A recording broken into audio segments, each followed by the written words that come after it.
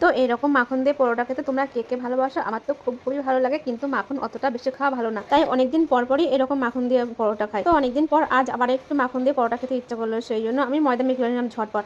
আর দেখো আমি 3টে করেছি, এখানে আমি 3টে পরোটা করবো, কারণ এর মধ্যে থেকে আমি একটা খাবো। যেমন মাখনটা বেশি খাওয়া ভালো না, তেমনই কিন্তু ময়দার জিনিসটা খুবই একটা খাওয়া ভালো না। যেমন চাউমিন বা লুচি বা পরোটা, এইগুলো কিন্তু ময়দার জিনিস, সব রোজ রোজ খাওয়া কিন্তু এগুলো একদমই ভালো না, সেই জন্য এগুলো মাঝে মাঝেই খাওয়া হয়। আর আজ সকাল থেকে কিন্তু আবারও বৃষ্টি শুরু হয়ে গেছে। কাল সকাল দিয়ে কাল রাত দিয়ে কিন্তু একদমই বৃষ্টি থামেনি, 24 ঘন্টা বৃষ্টি হয়ে গেছে।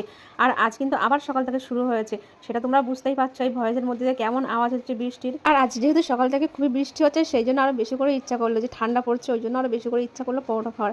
আর যদি খুব খুব গরম পড়তো তাহলেও ইচ্ছাই করতো না পরোটা। আর বন্ধুরা, এই বৃষ্টির মধ্যে আমি কিন্তু আরেকটা জিনিস করেছি, যেটা শীতের সময় করে মানুষ। আমি কিন্তু কাল আবার কাঁচি গুঁড়া পিঠে বানিয়েছি। বাড়িতে একটা ছোট্ট খোলা মুচি ছিল আর চালের গুঁড়ো ছিল, সেই জন্য ভাবলাম যে একটু পিঠেই করি। অনেকদিন করা হয় না, ঠান্ডা পড়ে না, ওই পিঠে তো গরমে খাওয়া যায় না অতটা ভালো। সেই জন্য যেহেতু বৃষ্টি হচ্ছে, ঠান্ডা পড়েছে, সেই জন্য আমি কাল আবার কাঁচি গুঁড়া পিঠে করেছি। পিঠেগুলো একদম ছোটো ছোটো হয়েছে, কিন্তু খুব খুব ভালো হয়েছে। সেই ভিডিওটাও আমি তোমাদের সঙ্গে শেয়ার করব। আর আমি কিন্তু পরোটা এরকমভাবেই করি, এরকম গোল। আমি কিন্তু ওই ত্রিকোণ মতো ওই রকম পরোটা করি না, ওটা করতে টাইম লাগে, অনেকটাই টাইম লাগে, সেই জন্য আমি এরকমভাবেই পরোটা করি। আর যখন বেশি সময় থাকে আমার কাছে, তখন আমি ওইভাবেই পরোটা করি। আর যখন সময়টা কম থাকে, তখন এইভাবে আমি পরোটাটা করি। ত্রিভুজ টাইপের যে পরোটা, ওটা কিন্তু দেখতে খুবই ভালো লাগে। রান্না করতে কিন্তু আমার ভীষণ ভীষণ ভালো লাগে, তাই যখনই টাইম পাই আমি, তখনই নতুন নতুন একটা জিনিস বানাই, আর সেগুলো তোমাদের সঙ্গে আমি শেয়ারও করি। আর যখন খুবই কাজের চাপ থাকে, তখন আর বানানোর টাইম পাই না, যে কোনো রকমভাবে রান্নাটাই করে নিই তখন। তো বন্ধুরা দেখো, তোমাদের সঙ্গে কথা বলতে বলতে আমার একটা পরোটা ভাজা হয়ে গেছে। এবার আমি ভেজে নেবো আরেকটা পরোটা। আর আরেকটা, এই পরোটাটা ভেজে নিয়ে আমি কিন্তু এর উপরে মাখন দিয়ে দেবো। না হলে যখন পরোটাটা ঠান্ডা হয়ে যাবে, তখন কিন্তু মাখনটা দিলে কিন্তু মাখনটা গলবে না। আর ভালো মাখনটা যদি না গলে, তাহলে কিন্তু ভালো লাগবে না পরোটাটা খেতে।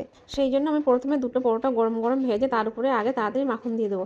আর দেখো আমার এই লাস্টের এই একটা পরোটাটা আমার ভাজা কমপ্লিট হয়ে গেছে পেরে।